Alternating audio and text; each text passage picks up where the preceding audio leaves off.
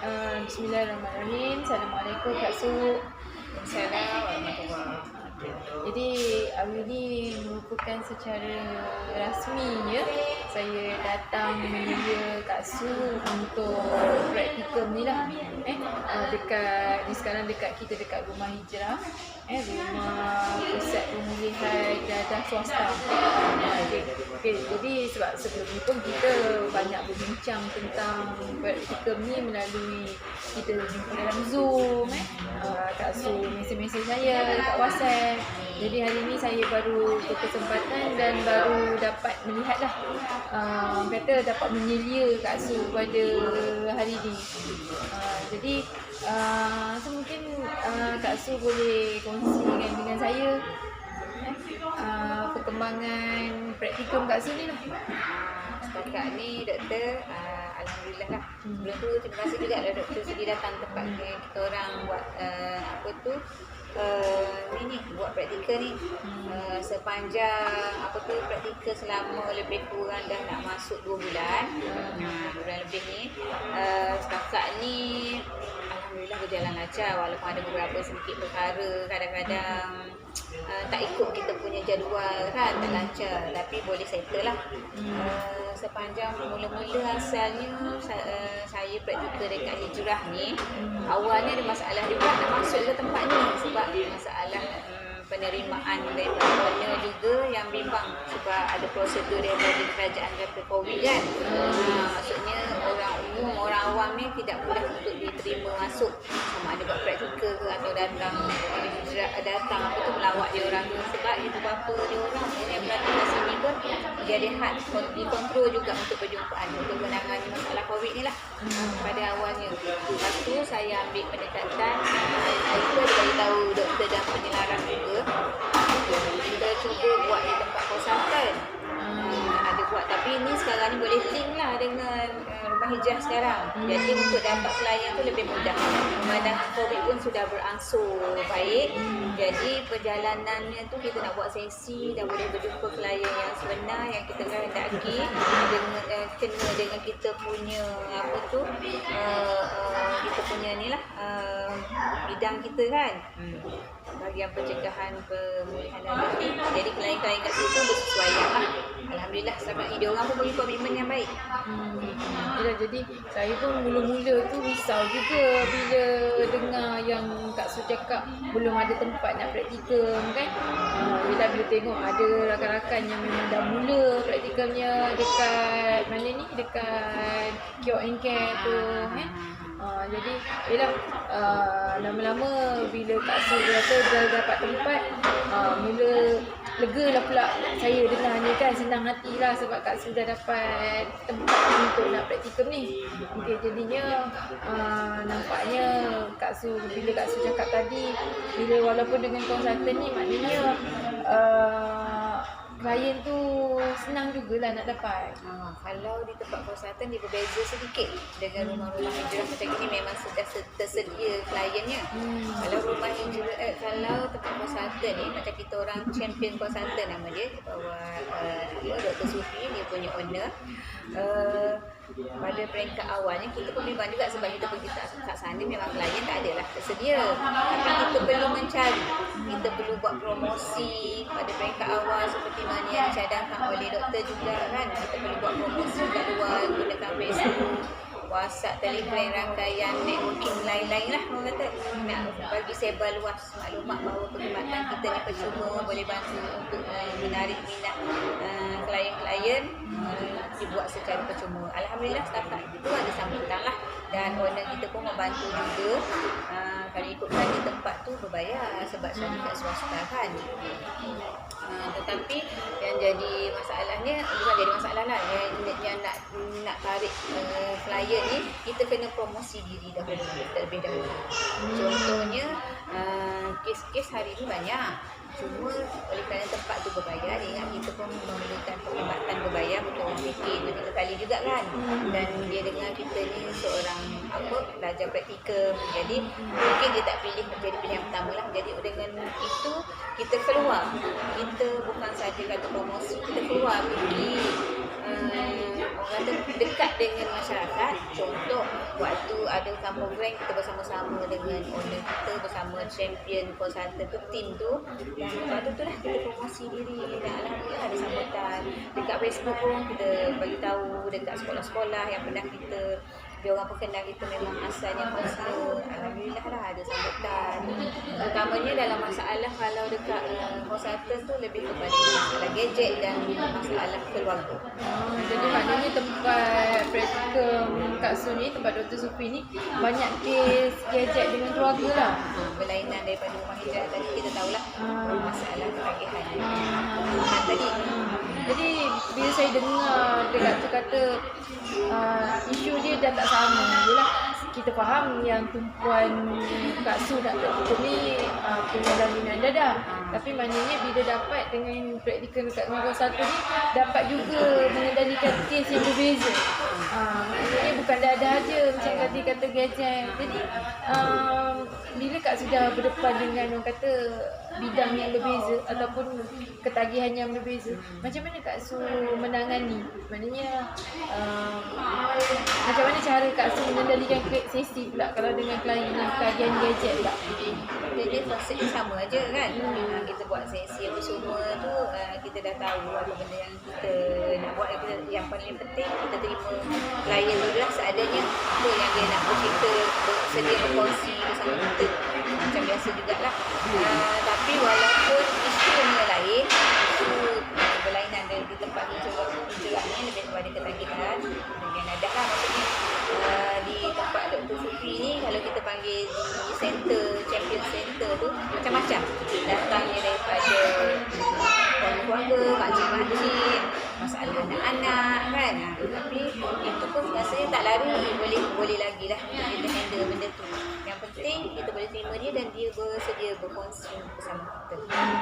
Setakat ni rasanya alhamdulillah boleh lagi, dan kita pun selalu berbincang dengan kita punya supervisor yang itu lapangan, supervisor lapangan Dr. Sufi tu selalu membantu jugalah setakat ni.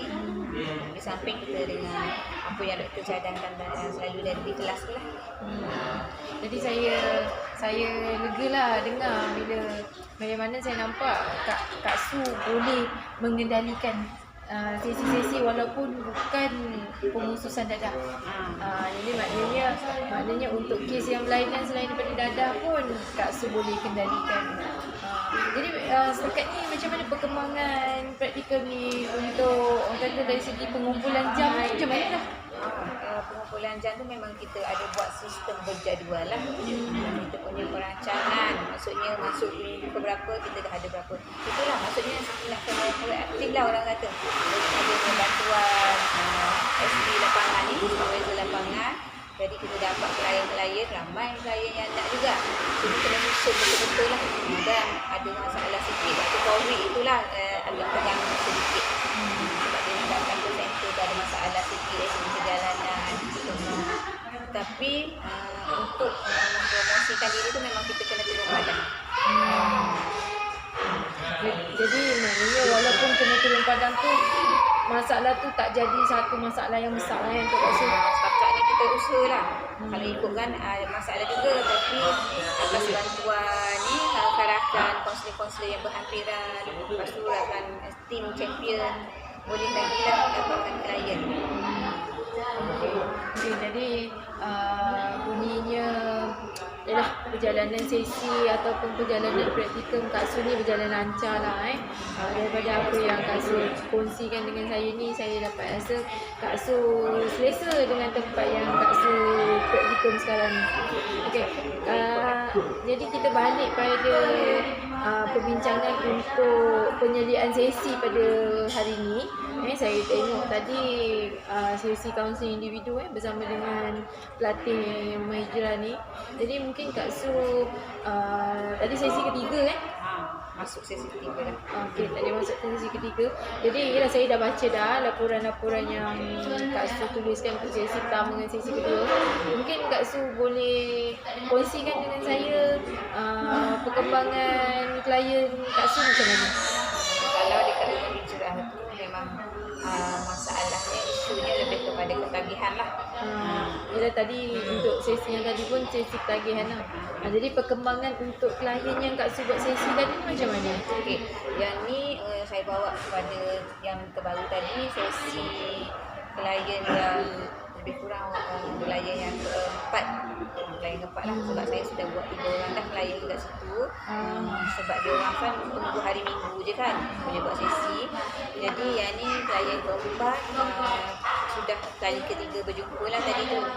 Setakat ni apa yang saya bersama dengan dia, iaitu dia akan pada sesi pertama dia cuba kita berkongsi lah, bercerita tentang latar belakang dia, macam mana permasalahan dia boleh berlaku, punca dari mana. Sebab saya mensuturkan saya punya sesi tu lebih kepada macam ada step dia. Yang pertama macam saya lakukan, biasanya saya akan cuba cari apa permasalahan ni berpunca daripada mana. Kemudian sesi kedua saya cuba bincang dengan dia untuk minggu akan datang. Kita akan bincang pula punca dah tahu kat mana benda ni berlaku dan apa tu punca utama dia apa dia, kita dapat kena pasti.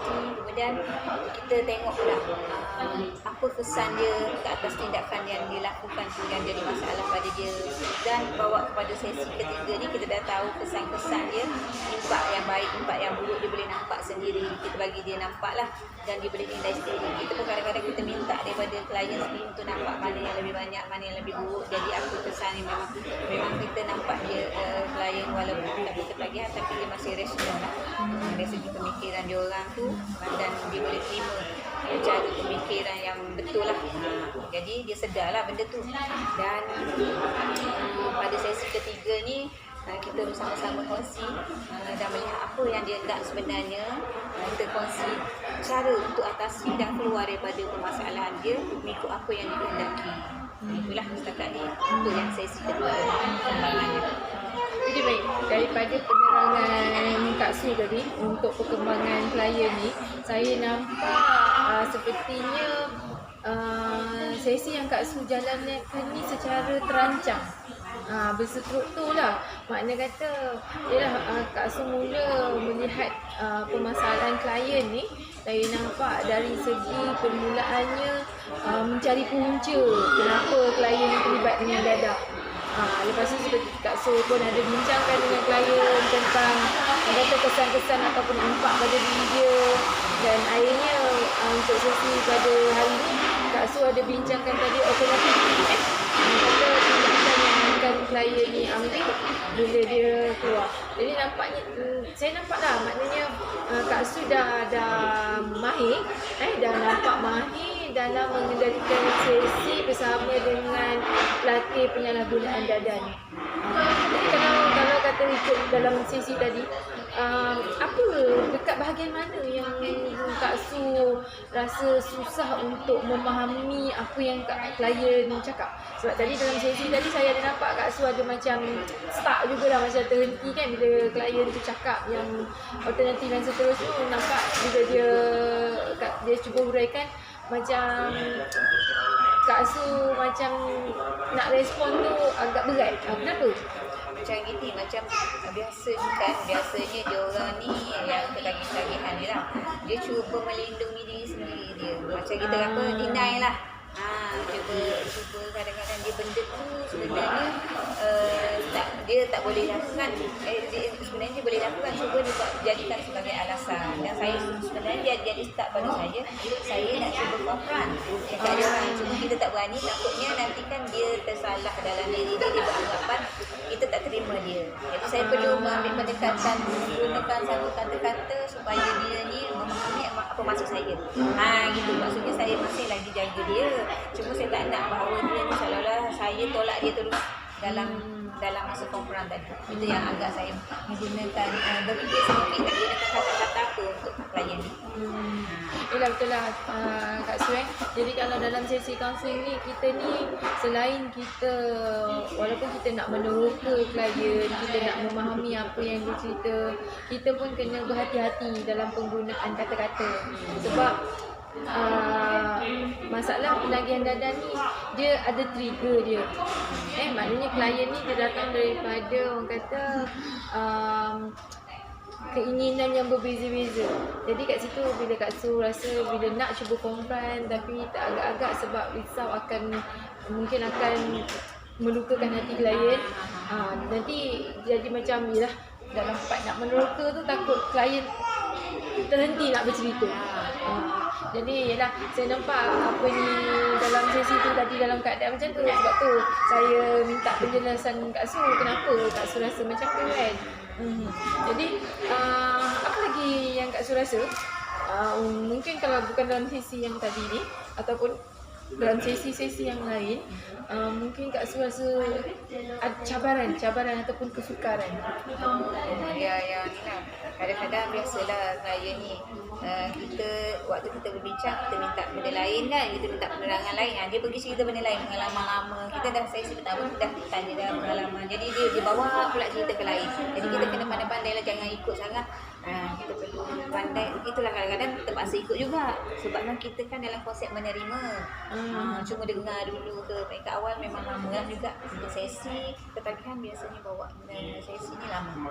Tak boleh sekejap-sekejap seperti mana dengan tempat yang konsultan tadi berbeza. Dia orang datang terus nak dapat impak segera, nak dengar kata putus, seolah-olah kita yang memutuskan apa bendanya, kita yang memutuskan untuk dia, bagi putusan untuk dia. Dia cuma datang nak dengar, nak ambil keputusan mana yang terbaik. Itu maksudnya dia orang kurang jelas untuk faham tentang sesi kaunseling ni apa. Kalau untuk masyarakat umum lah, kalau macam ketagihan mungkin dia orang dah biasa, mengadakan sesi apa benda dan dia orang cuma dengar lah sebab dia orang rasa dia betul salah dan dia kena dengar orang cakap dulu. Mungkin pada saya lah, saya nampak setakat yang sebulan 2 bulan ni, tapi setakat ni buat sesi dengan dia orang senang.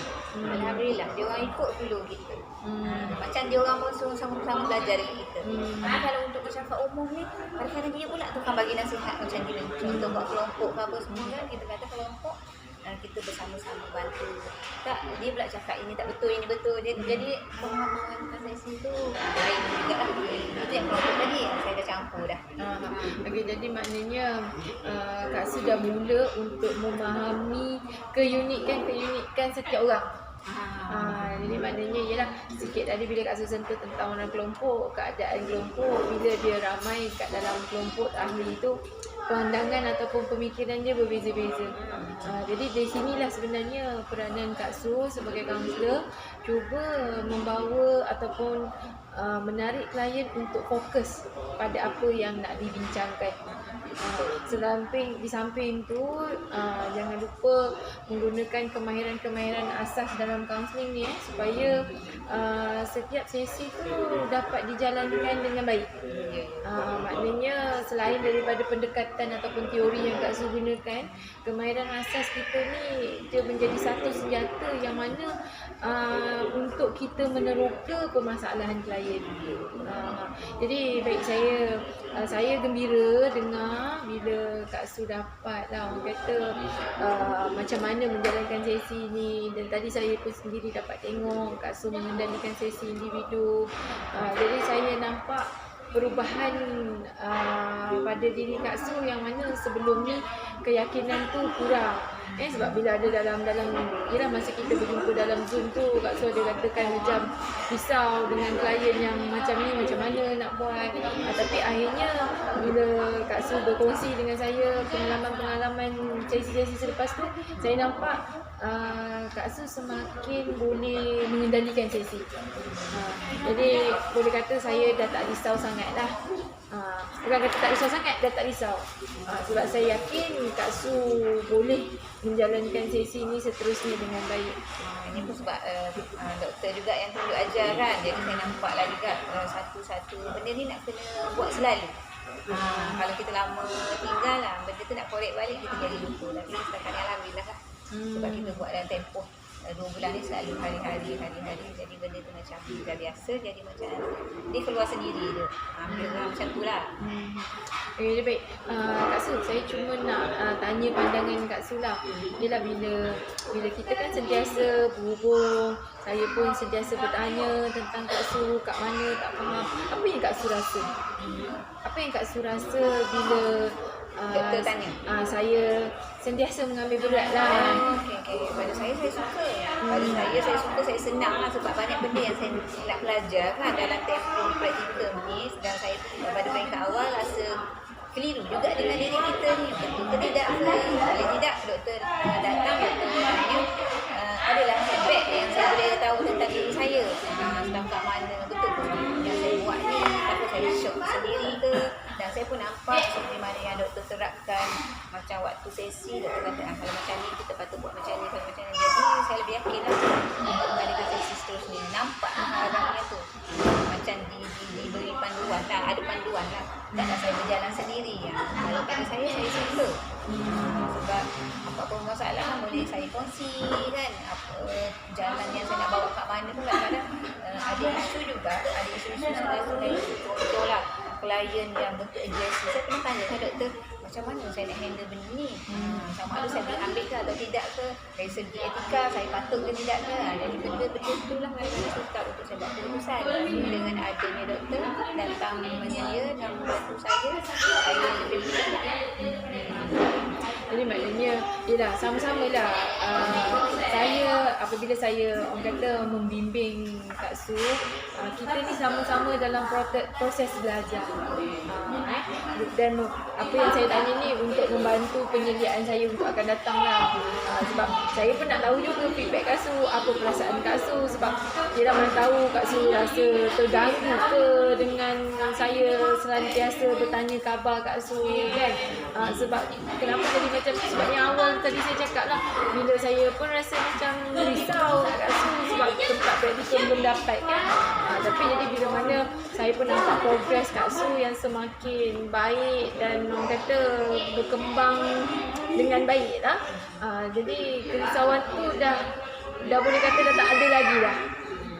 Jadi saya harap mungkin selepas ni dari masa ke semasa kalau ada benda-benda yang Kak Su nak bertanya dengan saya ataupun nak berkongsi dengan saya, feel free lah untuk Kak Su menceritakan ataupun kongsi dengan saya. InsyaAllah mesti ada banyak saya nak tanya doktor. Jadi Kak Su, saya rasa penyediaan saya hari ini sampai kat sini je. Jadi saya ucapkan sekali lagi tahniah. Dan saya doakan semoga perjalanan praktikum Kak Su dapat berjalan hingga ke akhirnya dengan lancar. Sebab mengandalkan saya akan datang ni nak internship pula kan. Jadi saya harap pengalaman yang Kak Su dapat pada praktikum ni dapat digunakan nanti masa internship. Masa internship tu mungkin bertambah lagi pengalamannya. Okey, itu saja kita ni. InsyaAllah kita jumpa lain kali lagi lah. Terima kasih. Terima kasih juga doktor sebab datang dan juga bagi feedback pada diri saya. Dan banyak benda lah saya belajar daripada doktor. Dan doktor pun ambil gerak tentang saya, empati dengan saya ni kan, masalah saya. Dan saya pun boleh kata lebih boleh yakin lah untuk mengadakan sesi untuk nak luar masa akan datang. Alhamdulillah. Terima kasih banyak-banyak. Okey, sama-sama. Oh ni, dah apa pula?